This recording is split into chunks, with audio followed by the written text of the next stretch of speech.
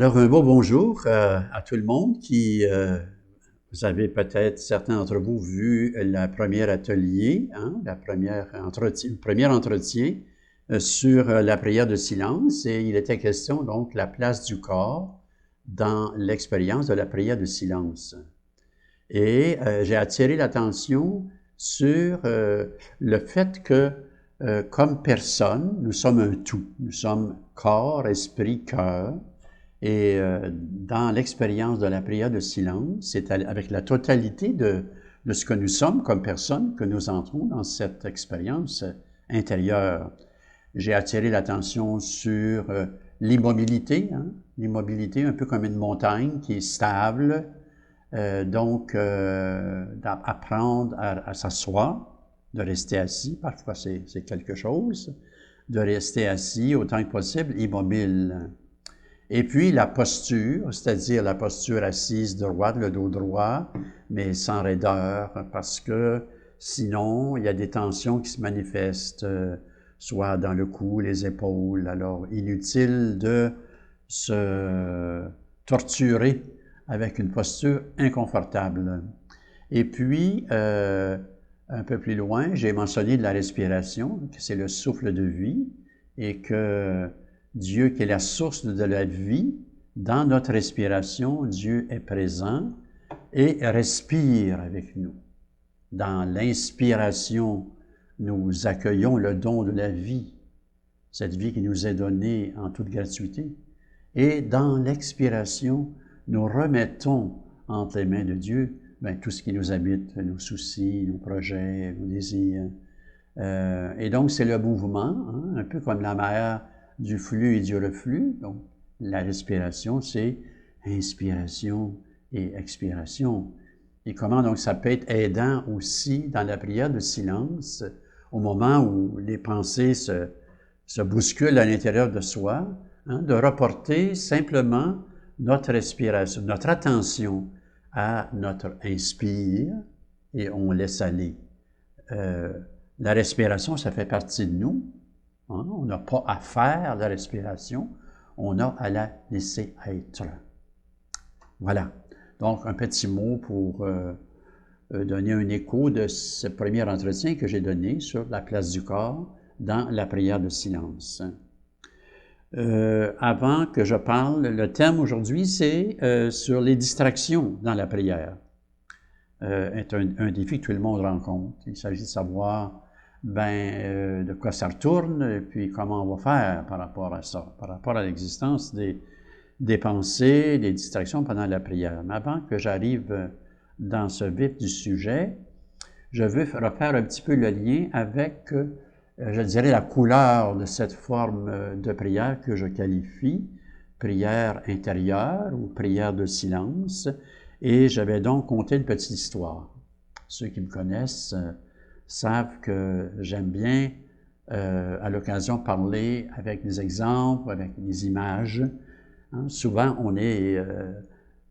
va pas retenir nécessairement ce qui est dit dans tous les détails, mais une image, ça frappe l'imagination et on est porté peut-être à la retenir un peu mieux.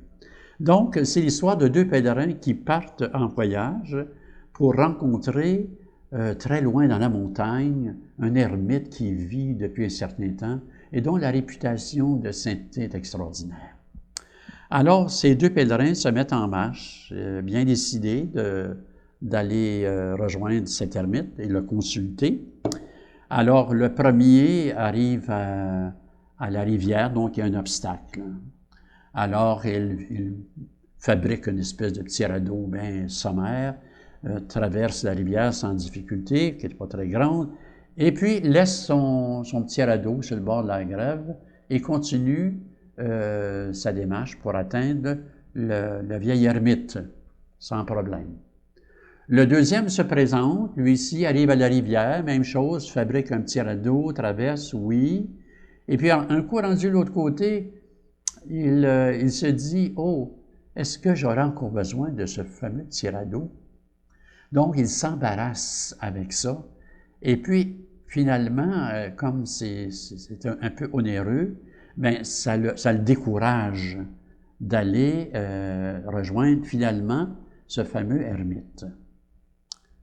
Dans notre pèlerinage intérieur, dans notre cheminement personnel, les mots, les idées, les images sont utiles pour un temps. Et il faut savoir, à un moment donné, laisser cela de côté. C'est un peu insécurisant, parce qu'on est habitué avec ça. Donc, une invitation à dire, ben oui, je laisse cela de côté, et l'invitation est donc de déposer les mots et les images pour continuer dans la prière silencieuse. Notre défi, vous le devinez, c'est beau de dire prière silencieuse, mais notre défi, c'est notre silence intérieur, parce que lui, il parle souvent, il parle beaucoup.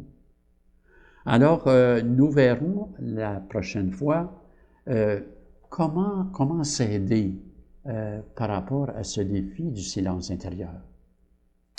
Je complète cette petite réflexion qui nous recentre sur de quoi ça a l'air, cette prière de silence.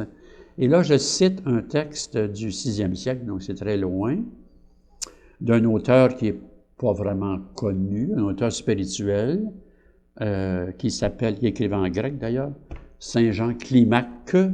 Jean Climaque, il dit ceci. « Quand tu pries, ne recherche pas des mots compliqués. Ne cherche pas à beaucoup parler quand tu pries, de peur que ton esprit ne se distrait à chercher des mots. Le fait de parler beaucoup dans la prière disperse l'esprit et le remplit d'images, alors que la répétition d'une même parole, ordinairement, recueille notre esprit. Vous voyez? Par rapport à cette histoire que je viens de conter des 2 pèlerins. Donc, apprendre tout doucement à se détacher de ce réflexe spontané d'avoir recours à des mots, à des images, à des idées pour entrer en relation avec ce Dieu que nous aimons. Donc, les distractions. Oh, les distractions! C'est un fait. Elles existent bel et bien. Il n'y a pas moyen de se faire d'accroire. Hein? Ça fait partie de nous. Petite histoire, ici, Thérèse d'Avila. Elle comparait l'esprit humain à un navire à bord duquel des matelots se sont mutinés. Ils ont ligoté le capitaine, et puis à tour de rôle, les matelots qui n'ont pas d'expérience prennent la barre et essaient de guider le navire, mais de façon bien malhabile. Finalement, le bateau se fracasse sur les rochers. Alors Thérèse d'Avila dit ceci. « Tel est notre esprit, agité de pensées qui nous entraînent dans tous les sens. Les distractions, les vagabondages de l'esprit font partie de la condition humaine. » Oh! Et c'est quand même intéressant de savoir ça. Donc, c'est comme, ça fait partie de nous, c'est normal et c'est habituel. Et elle va donner comme conseil, prenez patience, sans vous culpabiliser ou encore vous décourager, par rapport au fait d'avoir 1001 pensées qui surviennent. Vous êtes bien disposé, là, imaginez-vous, vous entrez dans le petit sanctuaire, là. Ah mon Dieu, vous pensez que vous êtes tous dans le bon Dieu, là, puis là, ça prend pas des fois 1 minute, là, tout à coup, le carrousel se met en marche. Pourtant, vous êtes bien intentionné, hein? Alors, oui. Donc, qu'il y ait des pensées qui surviennent dans notre esprit quand on essaie d'entrer dans la prière de silence, il n'y a pas à se surprendre de ça. C'est donc normal. Il faut bien se le dire que d'une prière à une autre, c'est pas toujours la même intensité, disons, de pensée, de distraction de toutes sortes. Il y a au moins ça pour se consoler un peu. Hein? Mais une chose est certaine, que dans la prière de silence, c'est comme si on n'entrait pas dans une espèce d'oasis à l'abri de toute perturbation, et puis qu'on passait une demi-heure extraordinaire, délicieuse, dans le silence. Habituellement, ce n'est pas comme ça. Hein? assez rapidement, les pensées de toutes sortes surviennent. Dans un texte des sages de l'Inde, c'est intéressant cette image aussi, il y a un arbre géant, et puis dans l'arbre, il y a des singes. Et voilà que les singes se mettent à jacasser, hein, et que par leur bruit qu'ils font, ils nous distraient, ils nous décentrent de l'attention, de la présence. Il en est ainsi avec les pensées. Les pensées sont comme le jacassement intérieur.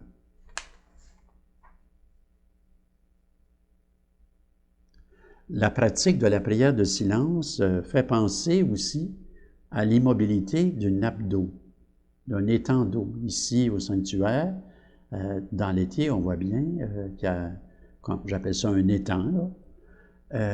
Et puis, il y a des journées, hein, c'est d'un grand calme, il n'y a pas de vent du tout. Puis, donc, l'eau est complètement immobile, presque translucide.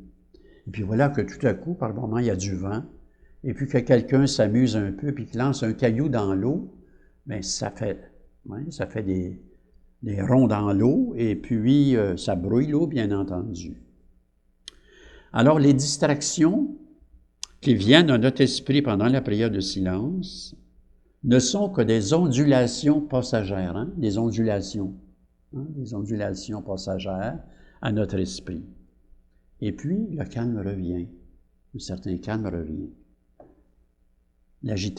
À l'agitation succède un certain calme.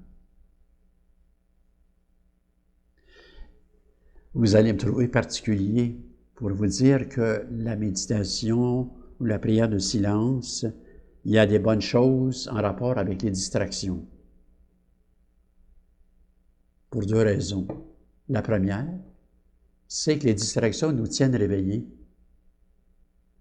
Alors, dans cette forme de prière intérieure, qui n'utilise pas des mots, des images, des idées, c'est assez dépouillé, merci. Et puis, donc, les yeux sont fermés. Et là, ben, c'est assez facile d'entrer dans une espèce de langueur et puis une espèce de somnolence. Hein? Donc, les distractions nous tiennent éveillés. Et puis, deuxièmement, peut-être ce qui est plus important, c'est que l'existence des distractions travaille un peu notre ego, qui veut toujours réussir, d'être bien parfait. Il n'y en a pas comme ça dans la prière. C'est pas la perfection qui est demandée, c'est l'attitude de foi, c'est la présence, et les pensées sont relatives.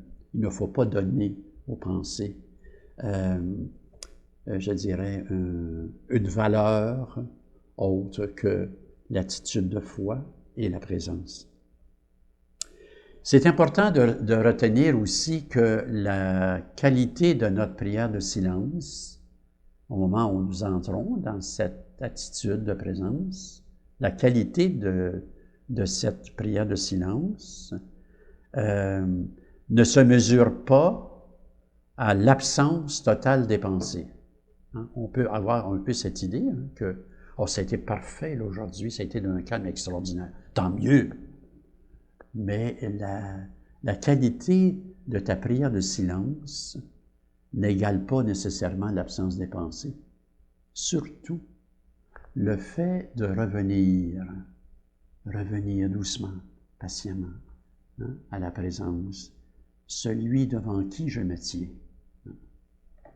Et ça, ça vient aussi, je dirais, un peu court-circuiter notre mentalité de perfectionniste, hein, et d'efficacité. On baigne dans cette culture-là, il ne faut pas se faire d'histoire, pas se faire de peur, hein, on est conditionné par cela. Alors, il y a des sortes de distractions, les amis, hein, des distractions qui viennent de la vie quotidienne. Bon, je suis arrivé tantôt au parking, dans le sanctuaire, il y avait quelqu'un tout proche de moi, j'étais un peu curieux, j'ai regardé qui c'était. Bon, vous voyez? Bon, ça, c'est la vie quotidienne. Je regarde dans le journal, il y a un titre qui attire mon attention, où j'écoute une émission de télévision, puis j'ai dit, oh, ces jeunes filles qui ont été enlevées en Afrique, catastrophe, quelle affaire.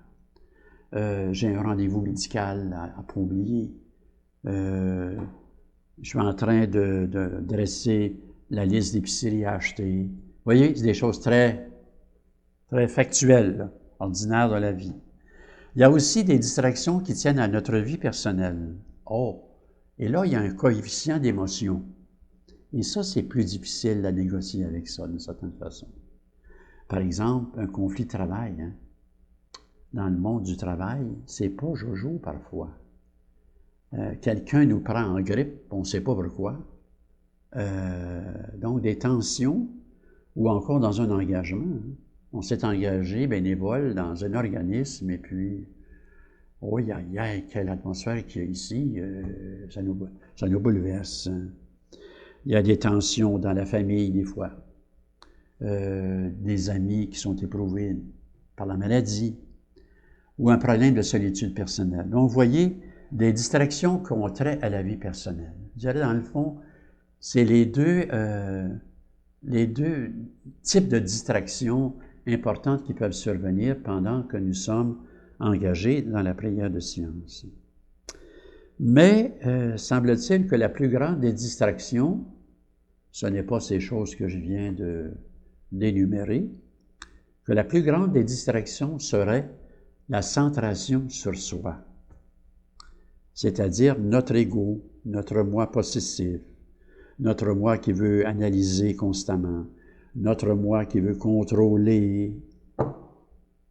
Mais oui, quelle que soit la prière de silence, ou en fait dans un autre contexte de vie, on en a pour un bon moment, en fait, essayer de travailler sur soi pour être davantage libre,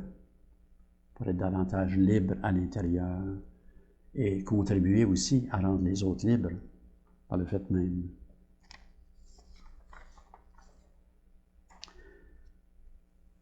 On n'a donc pas à être préoccupé par les distractions. Il s'agit simplement, au besoin, de reporter doucement notre attention à notre respiration, comme j'ai montré dans le premier entretien, l'atelier 1 sur la place du corps, ou encore de revenir à un seul mot, un mot de prière, comme ce texte que j'ai lu il y a quelques minutes sur la multiplicité des paroles et des mots distrait l'esprit plutôt qu'une seule parole. Voilà. Mais la vraie difficulté devant les distractions, ce n'est pas le fait des distractions, c'est l'attitude que nous avons par rapport à elles. Ah oui? Par exemple, je m'évalue, je me culpabilise, j'essaie de lutter contre les pensées, et parfois, il peut arriver qu'on se compare avec d'autres personnes pour qui, à première vue, tout semble facile, qui sont dans une espèce, comme on dit spontanément, hein, « Mon Dieu, qu'elle a l'air dans le bon Dieu. » Donc, mais ça peut nous jouer des tours parce qu'on ne sait pas exactement qu'est-ce qui se passe dans l'esprit, dans le cœur de la personne qui est en train effectivement de prier. Que faire avec les pensées, les émotions, les images qui montent en soi? Que faire?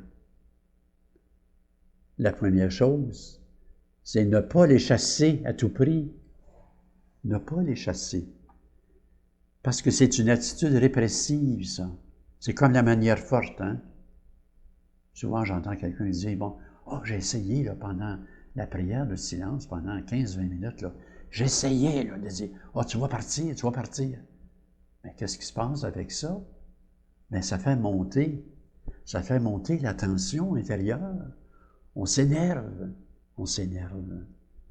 Alors, attention de ne pas faire augmenter la tension intérieure, parce que c'est une dépense d'énergie inutile. Deuxième point, devant les pensées de toutes sortes, les images, les émotions qui sollicitent notre attention, nous sommes invités, dans la mesure du possible, à ne pas entrer en dialogue avec les pensées. ne pas entrer en dialogue avec elle. À un moment donné, vous êtes assis, et puis vous êtes bien disposé, vous avez commencé à vous tenir simplement à la présence du Seigneur. Et puis, là, voilà que tout à coup, il y a des intuitions par rapport à une décision à prendre. Bon, qu'est-ce que je fais? Est-ce que j'entre en dialogue avec ça? Est-ce que je me laisse aller à ce moment-là? Est-ce que c'est le moment d'entrer en dialogue avec cette intuition par rapport à une décision à prendre? Vous allez peut-être me trouver bien sévère, mais ce n'est pas le temps de le faire. Et chose certaine, vous verrez, que ce soit par rapport à des intuitions d'une décision, vous verrez à l'expérience que dans la mesure où dans la prière de silence, on laisse aller, qu'on laisse aller, on essaie de laisser aller les pensées brillantes, j'appelle ça une pensée brillante, là.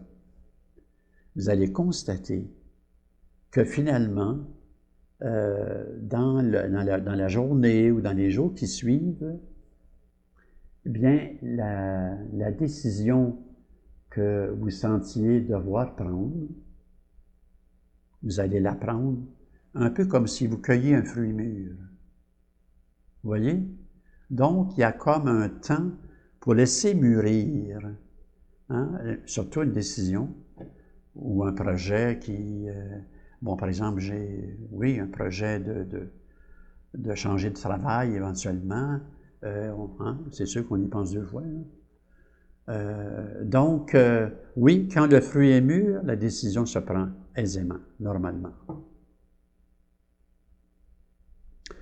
Le détachement par rapport aux pensées s'applique aussi à ce que nous ressentons. À ce que nous ressentons.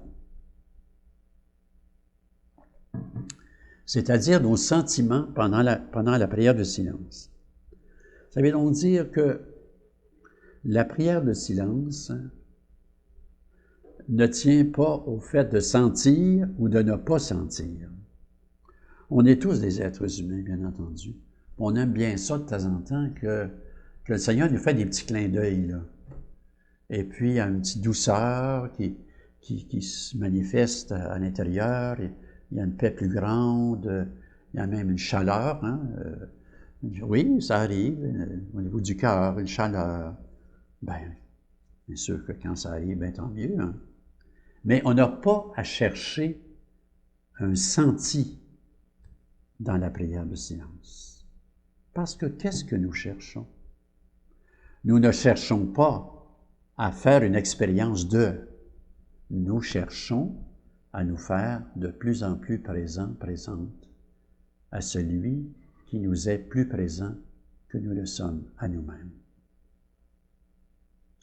J'arrive maintenant à la fin de cet entretien de cet après-midi en vous citant juste quelques phrases rapides et on va se laisser avec cela. Nous avons donc à laisser, nous apprenons, ça veut dire que c'est pas magique, nous apprenons à laisser de côté nos pensées et notre imagination et à nous reposer dans la profondeur de notre être. Et j'ajouterai, à nous reposer en Dieu.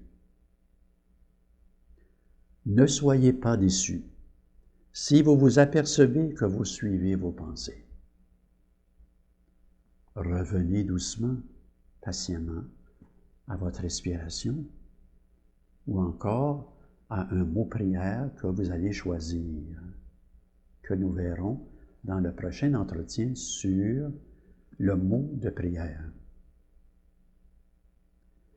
L'important dans la méditation ou la prière de silence, ce n'est pas de penser à Dieu ou de parler à Dieu, mais d'être avec lui, présent à la présence qui habite notre cœur. Nous terminons là-dessus. Je vous souhaite un beau moment à vivre et vous essayez tout doucement de vous habiliter, je dirais, à cette prière intérieure, à la prière de silence. À bientôt, j'espère.